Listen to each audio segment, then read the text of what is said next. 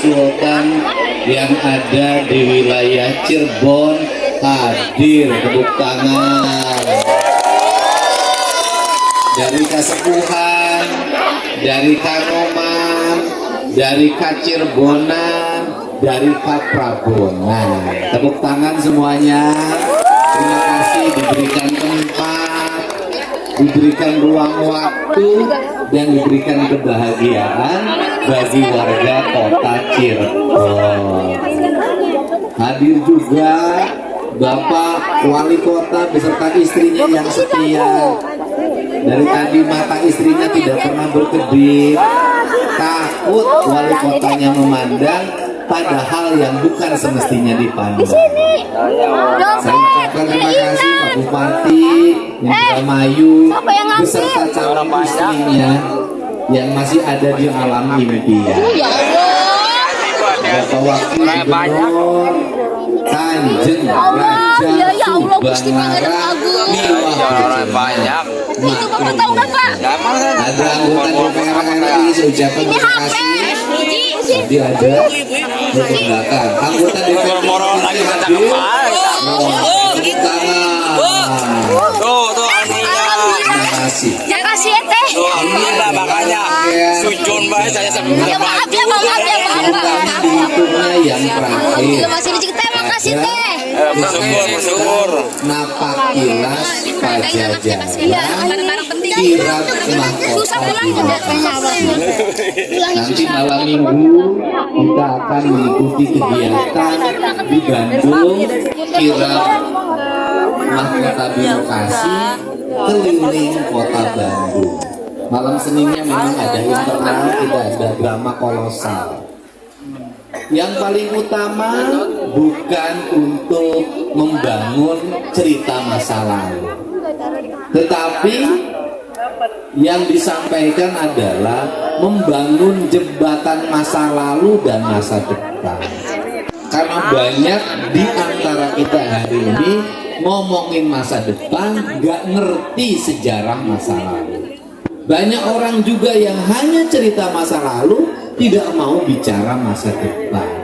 Saya mengambil dua-duanya. Masa lalu adalah histori, masa lalu adalah filosofi, masa lalu adalah ideologi, masa depan adalah tantangan yang harus diwujudkan. Tak ada negara besar yang besar negaranya menjadi kekuatan besar dan terbesar negara yang tidak terikat terhadap masa lalunya. Hari ini kita bisa melihat ada negara yang begitu kokoh di embargo 42 tahun tapi tidak sedikit pun bergeming. Kenapa? Dia punya historical, punya emosional, dan punya sebuah cerita yang membangun heroisme bangsanya untuk menghadapi tantangan yang makin besar. Jawa Barat itu punya kekayaan budaya yang luar biasa. Bukan hanya cerita kesenian, tetapi kita pun juga punya cerita. Banyak orang yang bercerita Pajajaran itu mimpi, mengambil cerita sejarah dari cerita pantun Pajajaran. Tetapi Pajajaran itu adalah fakta. Faktanya apa?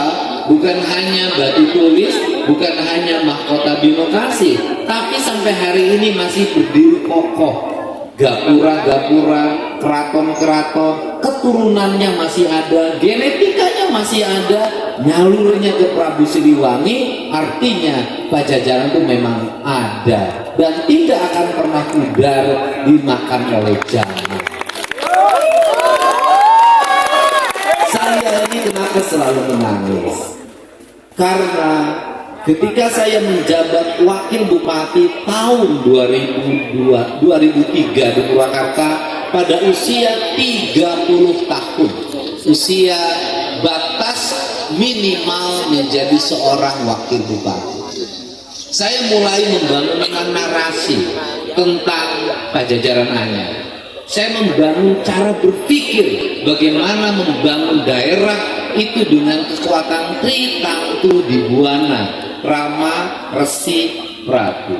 Kalau dalam bahasa Sundanya Rama, Resi, Ratu.